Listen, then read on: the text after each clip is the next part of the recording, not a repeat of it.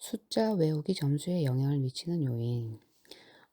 숫자를 듣고 기억하고 그대로 말하면 되는 이 숫자 외우기 검사.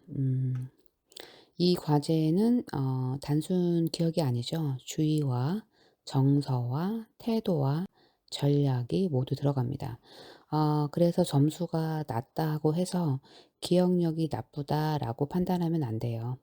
그럼 뭐냐? 첫 번째, 주의 집중력의 폭이에요. 그러니까 한 번에 몇 개까지 유지할 수 있는가예요. 그러니까 폭이 좁으면 많이 못 외우겠죠. 그러니까 머릿속 공간이 부족하다. 그러니까 주의 집중력의 폭인 거죠. 두 번째는 불안입니다. 긴장하면 기억이 끊기죠. 틀리면 어떡하지 하는 이런 불안이, 이런 긴장이 방해가 됩니다. 그래서 불안이 기억을 밀어내는 거죠. 그 다음 주의산만이에요. 중간에 흐트러지면 바로 놓치는 거예요. 그래서 산만하면 놓친다. 네 번째는 비협조적 태도예요. 이거 왜 하지? 의미 없다. 집중 안 하면, 그렇죠. 하기 싫으면 안 들어가는 거죠. 그 다음 유연성 및 융통성이에요. 특히 거꾸로 외우기는 순서 바꾸는 능력이 필요하죠. 그래서 생각을 뒤집을 수 있는가예요. 그 다음 학습 장애입니다. 그러니까 반복, 기억 자체의 어려움인 거예요. 그러니까 배우는 방식의 문제인 거죠.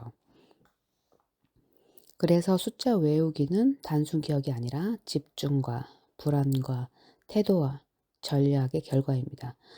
그래서 상담자는 반드시 물어야겠죠. 기억이 안 된 건가요? 아니면 중간에 놓친 건가요? 이 두 개는 완전히 다른 거예요. 그래서 숫자 외우기 점수는 주의 집중력의 폭, 불안, 주의산만, 비협조적 태도, 인지적 유연성, 학습 장애 등의 영향을 받는다라고 기억해야 돼요. 그래서 기억이 부족한 것이 아니라 유지할 조건이 무너졌을 수도 있다. 이렇게 상담자는 접근해야 합니다. 이해소금사는 무엇을 보는가? 그러니까 왜 그렇게 해야 하나요? 이 상황에서 어떻게 행동해야 하나요? 이 질문은 그렇죠. 지식이 아니라 판단입니다.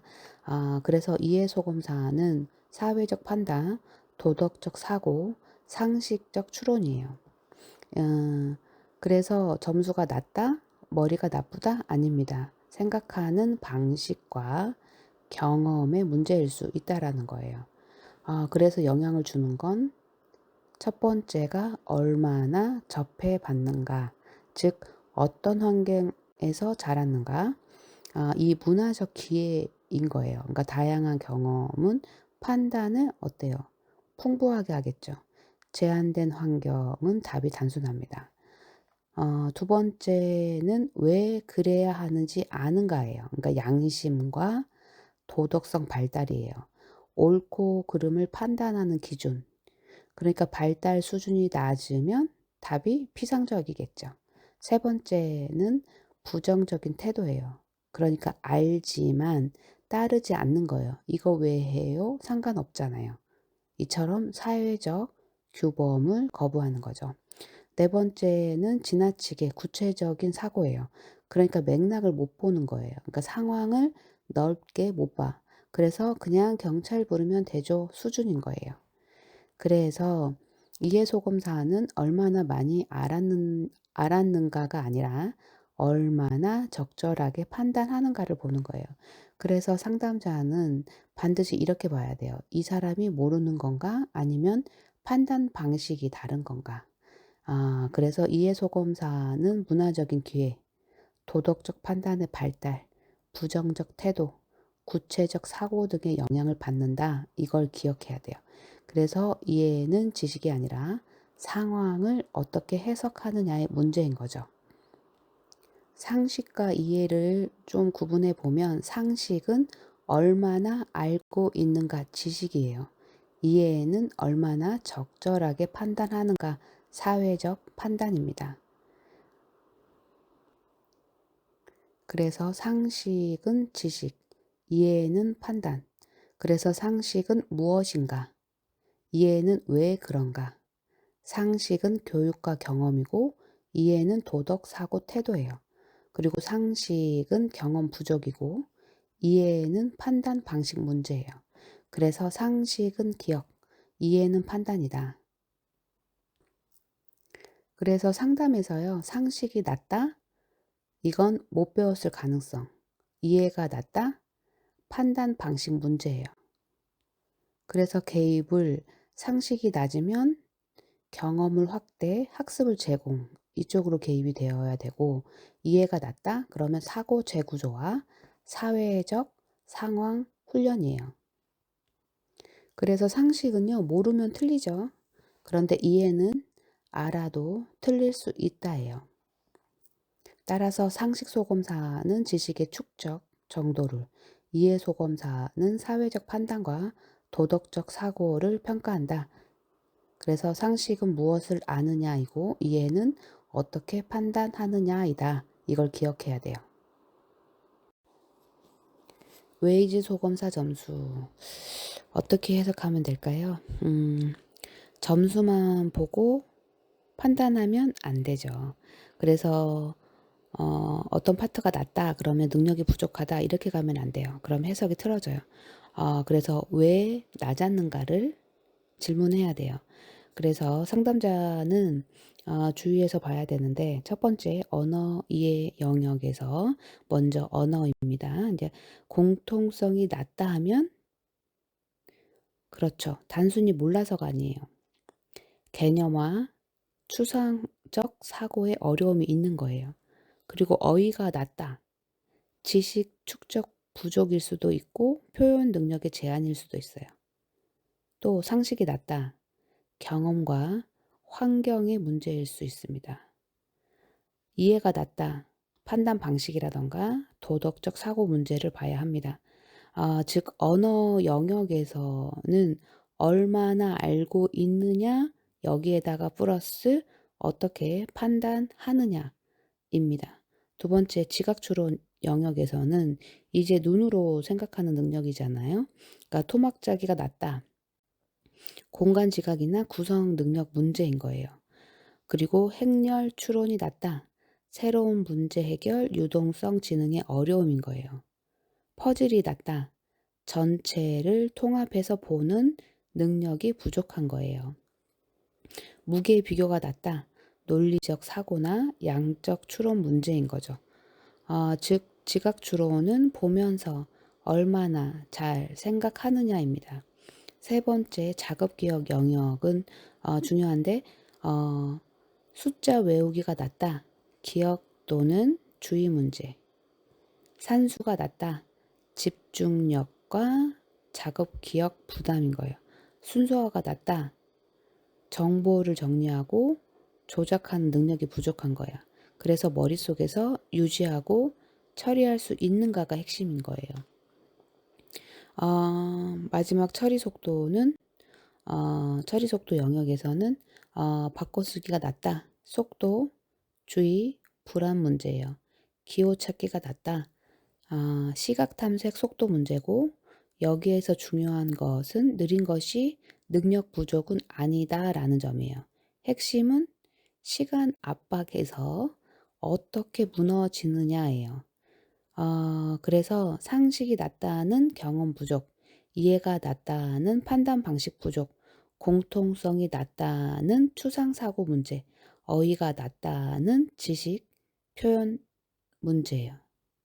그 다음 토막 짜기가 낮다, 공감 문제고, 행렬 추론이 낮다, 문제 해결 문제고, 숫자 외우기가 낮다, 기억과 주의 문제, 산수가 낮다, 집중 문제, 바꿔쓰기가 낮다, 속도 불안 문제, 기호 찾기가 낮다, 탐색 속도 문제예요.